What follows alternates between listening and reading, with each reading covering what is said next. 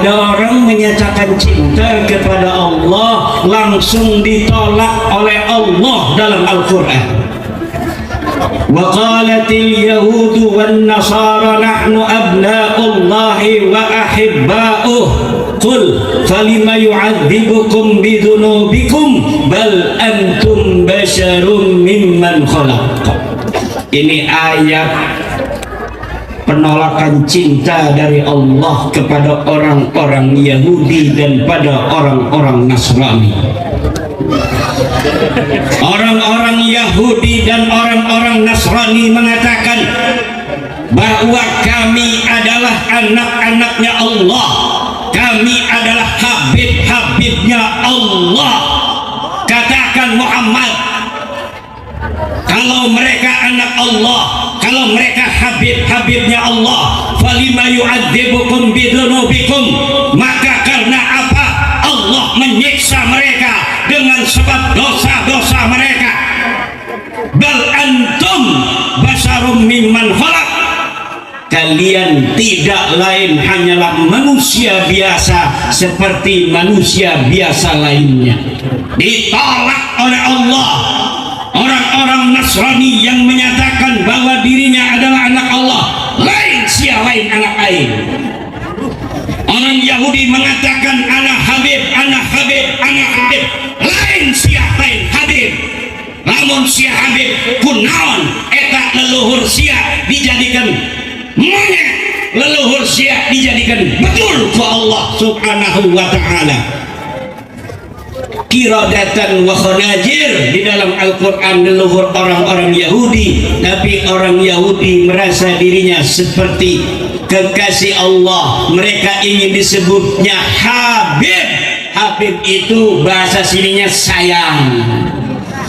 Orang Yahudi pengen disebutnya sayang sama orang yang tidak pernah dia kenal. Kalau ketemu ayang, ayang pengen minum, ayang pengen minum, ayang pengen makan, ayang pengen ngopi. Padahal itu bukan istrinya, padahal itu bukan suaminya, itu bukan keluarganya. Tapi dulu orang-orang Yahudi pengen dipanggilnya sama siapa saja, ayang, beb, bib, bib, bib itu ayang, Habib itu sayang. Itu orang-orang Yahudi.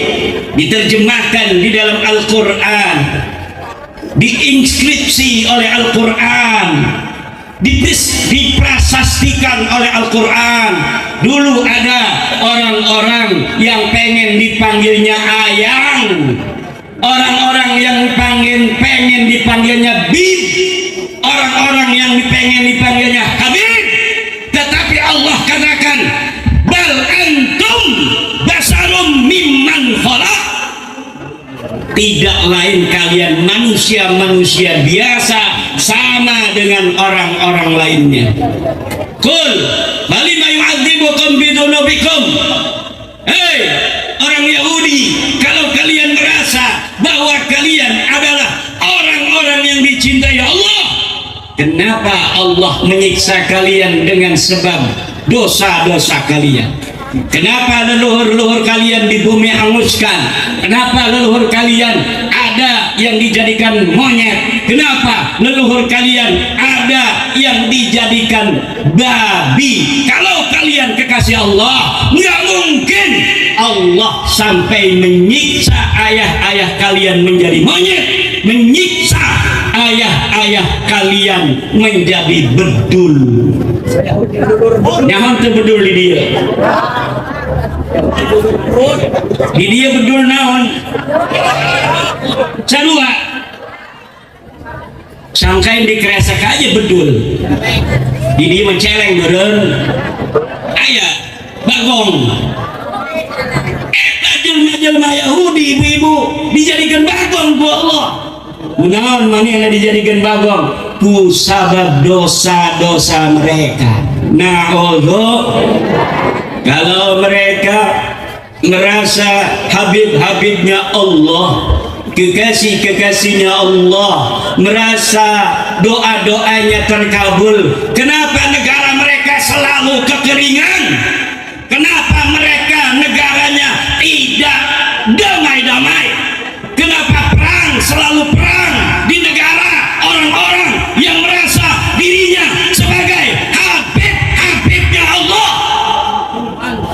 kekasihnya Allah.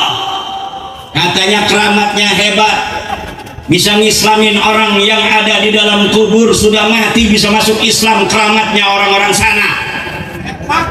Coba lamun sia keramatnya hebat, perang di negara sia kan udah ngomong aku baik cicing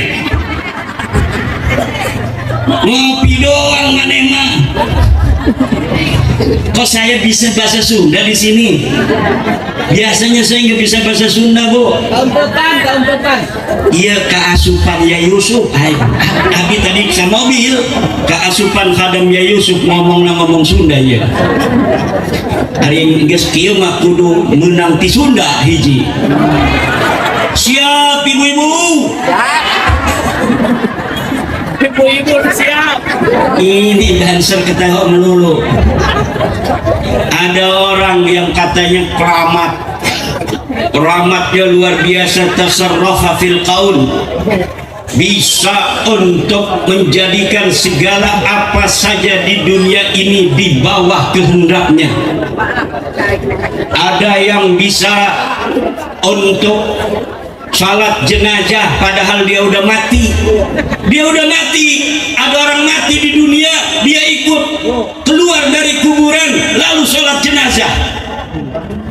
Ada orang yang lagi ribut, dia tahu dalam kuburan, dia keluar dari kuburan, katanya mendamaikan orang yang ribut.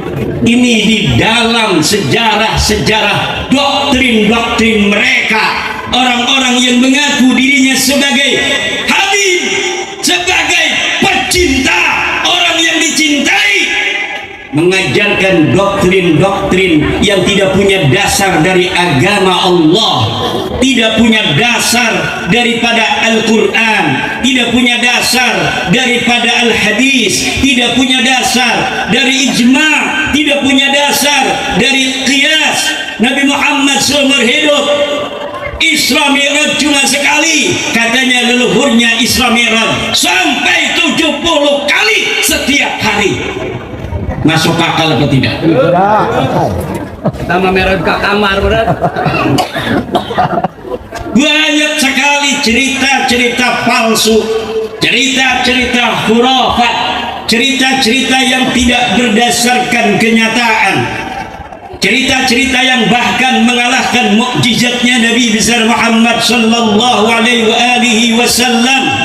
Dan ini umat Islam Indonesia, warga NU harus hati-hati, harus mulai cerdas. Jadi ketua NWCNU harus cerdas, bukan hanya memobilisasi masyarakat untuk tetap di dalam ahli sunnah wal jamaah, tetapi juga kita harus berhati-hati.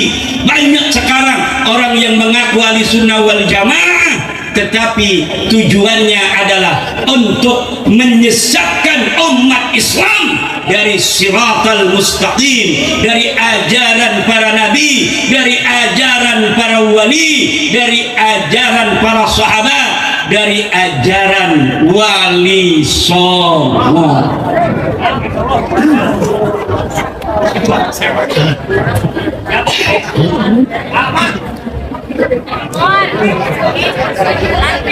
Joken Pak.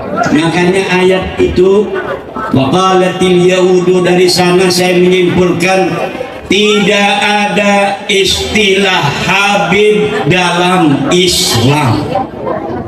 Tidak ada istilah Habib dalam disanggah pernyataan saya dalam sebuah ceramah. Katanya itu Kiai Ma'rudin gak baca Al-Quran. Di dalam Al-Quran banyak disebutkan innallaha yuhibbut tawwabina wa yuhibbul mutatahhirin. Allah mencintai orang-orang yang taubat dan Allah mencintai orang-orang yang wudu, orang-orang yang bersuci.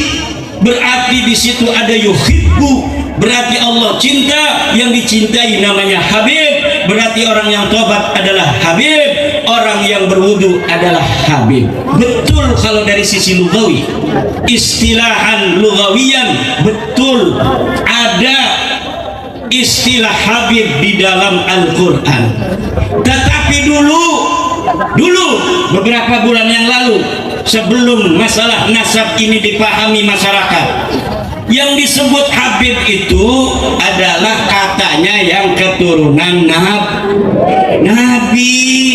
Kata saya, tidak ada istilah Habib dalam Islam. Maksudnya dari Al-Quran tidak ada disebutkan bahwa seorang keturunan Nabi dari Nabi besar Muhammad SAW harus bergelar Habib. Teu aya di hadis, teu aya hadis anu nunjukkeun bahwa anu ngaku keturunan Nabi kedah make gelar Habib. Teu aya. Tina ijma enta aya ijma sahabat Rasulullah, ijma ulama yang menyatakan bahwa keturunan Nabi bergelarnya Habib. Enggak ada. Cocok. Dari kias tidak ada sandarannya, adna qarinah kecil. Kalau dalam tradisi Islam ada turunan Nabi memakai gelar tertentu, ada. Apa gelar yang dipakai dulu oleh ulama untuk turun Nabi? Sayyid dan Syarif. Gelar keturunan Nabi menurut tradisi pemahaman Islam adalah Sayyid dan Syarif. Perempuannya Sayyidah, perempuannya Syarifah. Itu ada nomenklatur presidennya dari dulu, ada di ulama-ulama. Tapi kalau Habib nggak ada turunan Nabi, gelarnya gelar Habib. Dulu begitu saya bilang. Kalau ada orang bergelar Habib, diparanin bapak-bapak, ditabokin. Pas ditanyain, kenapa kamu pakai gelar Habib? Karena saya namanya Habibur Rahman, dipanggil Habib. Salah orang. Itu sampai mereka menamparin orang yang namanya Habib, yang mengaku Habib dipanggil Habib, sampai mereka segitunya berani untuk menghilangkan kemanusiaan, menampar orang, ngejorogin orang, menghina orang. Dengan kertas guru sekumpul dihina nasabnya, katanya tidak bisa masuk golongan Ba'alawi, tidak bisa masuk golongan Habib. Guru sekumpul bukan Habib, ada suratnya. Sultan Maulana Hasanuddin As-Sayyid As-Syarif, Sultan Maulana Hasanuddin Banten, turunan Rasulullah dari Musa Al-Kadzim. Anak cucunya hanya ditaruh nama Habib, dipukulin orang di Bekasi dulu. Sekarang nggak diambil-ambil, hei sini, enggak saya mau Musa Al-Kadzim, bukan kamu Ba'alawi, enggak saya Musa Al-Kadzim, enggak kamu Ba'alawi. Sekarang laris. Sekarang cucu-cucu Wali Songo di rangkul, dirayu-rayu, kalian ini turunan Habib, kalian ini Ba'alawi. Dulu dihina-hina. Dulu dihina-hina. As-Sayyid As-Syarif, Sultan Maulana Hasanuddin, keturunannya dihina. Bahkan Sunan Gunung Jati Syarif Hidayatullah dihina oleh orang yang mengaku namanya Habib. Masih ada videonya di YouTube. Guru kita bersama Abuya As-Sayyid As-Syarif, Buya Dimyati, Buya Muhtadi, dihina-hina oleh mereka, disebut hai ajam. Ada ngasih videonya di YouTube. Seorang Habib namanya Habib Umar, dia panggil Abuya As-Sayyid As-Syarif Muhtadi bin Dimyati dengan sebutan ajam. Apa itu artinya ajam? Bukan orang Arab. Langsung langit marah. Langit marah. Hasil DNA sekarang menyebutkan mereka DNA-nya G. Non artinya G, ajam, lain Arab. Mereka bukan orang Arab.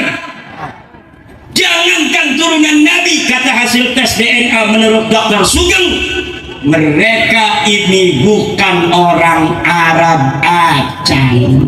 Jangankan keturunan Nabi besar Muhammad sallallahu alaihi wa alihi wasallam. Maka dulur-dulur, dengan maulid ini mari kita, semua sudah berlalu, semua kita sudah tahu, tapi kita tidak punya dendam. Kita ingin kita bersama-sama, ayo hidup seuyunan, betul? Saling hormat menghormati. Dulu kita dihina, kita tidak ngapa-ngapain, betul tidak?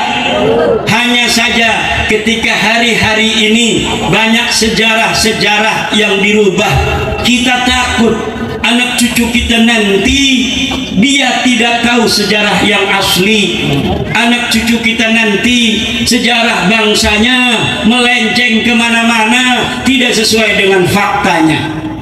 Ayo kita hidup bersatu, ayo kita hidup seuyunan. Tapi jangan ada lagi kata-kata orang Indonesia yang laki-laki ganteng tidak boleh kawin dengan perempuan dari satu golongan manapun.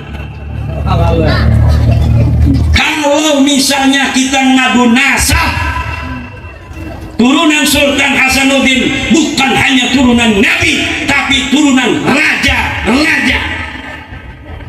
Kalau yang sekarang ada, Banten itu 17 raja, 17 sultan. Kalau dia turunan raja terakhir tahun 1808, maka dia dari Banten saja keturunan 17 raja. Kemudian dari sebelum Banten, yaitu ketika Pajajaran, Raja Siliwangi yang kelima, Siliwangi keempat, ketiga, kedua, kesatu, kemudian kerajaan Galuh, kemudian kerajaan Sunda, berapa raja, kemudian kerajaan Mojopahit, karena Kesultanan Banten juga adalah cucu daripada Demak Bintoro. Karena apa? Karena Sultan Maulana Hasanuddin mempunyai istri Nyai Ratu Purnama Sidi, putra daripada Raden Patah Demak. Raden Patah Demak adalah putra daripada Raja Majapahit terakhir, namanya Brawijaya V. Jadi keturunan Banten adalah keturunan para raja-raja Majapahit. Raja-raja Majapahit keturunan daripada raja-raja Singosari, raja-raja Tunggul Ametung segala macam, Arok, Medang Kemulang, Taluma Negara, Salaka Negara, dan lain sebagainya. Kalau ngadu nasab, iya kita orang Banten bukan hanya turunan Nabi, tapi turunan puluhan raja-raja besar di tanah Jawa. Kalau mereka mengatakan mereka turunan Nabi, kita juga turunan Nabi 11-12. Tapi urut dari mereka ada nggak turunan raja-raja? Kita turunan raja, 17 raja di Banten, 17 raja di Pajajaran, raja di Sunda, raja di Galuh, raja di Majapahit, raja di Demak. Kalau mau ngadu nasab, kita turunan Nabi juga turunan raja. Mereka kalau benar turunan Nabi, tapi kesini jual minyak, jual buhur. Ini lagi masih ngomong, ini lagi masih ngundat-ngundat, tetapi tidak menutup kita untuk saling, untuk masa depan menghargai, saling menghormati. Ini hanya lagi ngomong aja, lagi ngomong. Karena apa?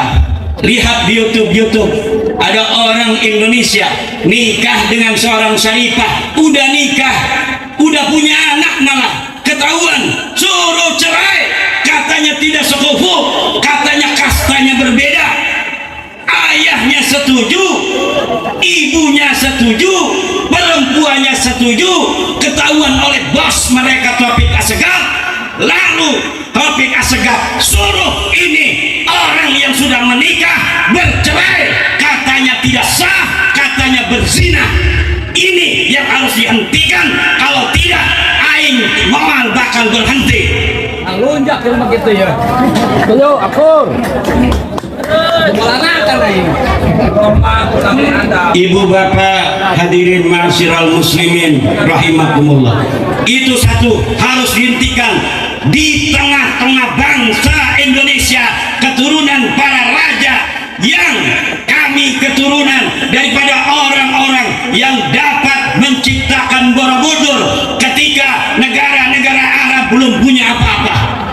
Kita sudah punya Prambanan ketika negara Eropa belum punya Menara Eiffel. Maka tidak boleh bangsa Indonesia yang keturunan orang-orang besar, turunan Sailendra, orang yang bisa mengalahkan Mongol, dihina oleh siapapun. Karena mulai saat ini siapapun yang menghina kebangsaan kami, bangsa Indonesia, bangsa Nusantara, akan berhadapan dengan seluruh putra putri Nusantara. Takbir. Messi urusan rusuh ya. Kenapa kita harus ngomong agar mereka ngerti? Karena dianggapnya kita nggak ngerti tentang sejarah kita. Betul tidak?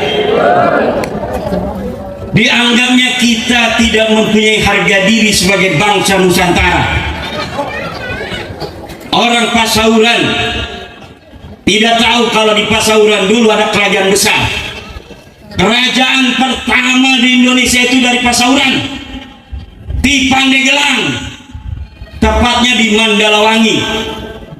Itu jauh di dia, berapa kilo? 17 kilo. Asal seluruh dari kerajaan di Nusantara adalah Pandeglang. Namanya kerajaan Salaka Nagara. Pada tahun 1 Masehi di Pandeglang sudah ada kerajaan besar namanya Salaka Negara.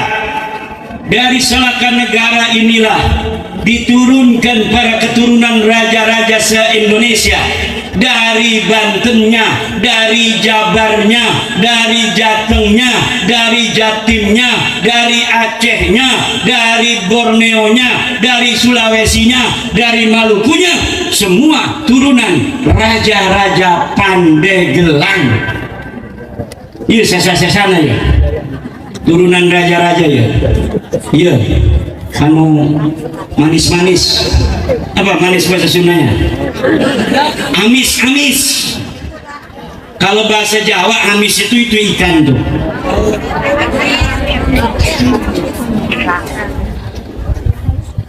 Turunan raja-raja harus ingat dia turunan raja, tetapi tidak boleh sombong. Betul?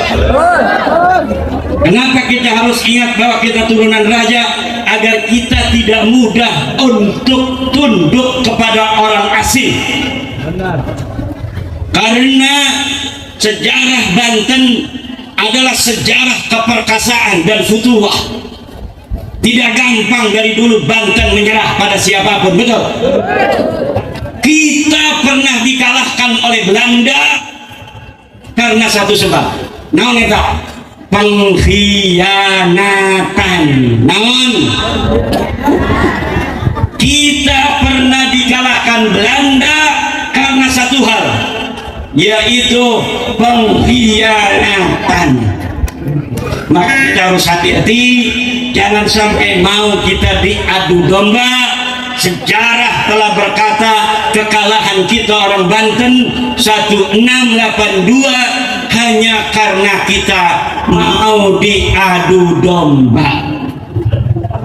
Maka jangan sampai kalau ada upaya adu domba kita ladenin. Kita harus istiqomah ala target. Kita harus istiqomah alal hadaf. Tujuan apa dalam kita melangkah? Itu saja, jangan cilok kanan, cilok kiri. Karena kalau kita cilok kanan itu bisa jadi kawe-kawe oleh cewek. Kalau cilok kiri dikawe-kawe oleh pengkhianat. Kalau kita terjebak untuk mampir di kawe kiri pengkhianat, maka alamat kita akan mudah dikalahkan, alamat kita akan mudah diadu domba. Akhirnya musuh kita ongkang-ongkang kaki, yang perang, yang gelut, kita sendir. Ini jangan sampai. Dalam setiap perjuangan pasti ada tantangan dan ada rintangan. Tetapi jika kita yakin bahwa apa yang kita perjuangkan ini benar, maka insya Allah Allah akan bersama kita, memberikan kekuatan dan kemenangan. Ibu-ibu orang Pasauran, anak-anaknya suruh ngaji biar tidak mudah dibodohi. Banyak ormas-ormas yang muncul pada zaman modern, taunya dia ngajak ngebom keluarga sendiri, radikal, fundamentalis. Ternyata walaupun mereka membawa-bawa Islam, di belakangnya adalah orang-orang Yahudi, orang-orang Nasrani, orang-orang yang benci pada bangsa Indonesia, orang-orang yang benci pada negara Indonesia. Mereka tidak mau Indonesia damai, mereka tidak mau Indonesia tenang. Akhirnya mereka menciptakan ormas-ormas Islam yang didanai oleh mereka. Tujuannya apa? Agar Indonesia ini perang saudara. Jangan sampai mau diadu domba.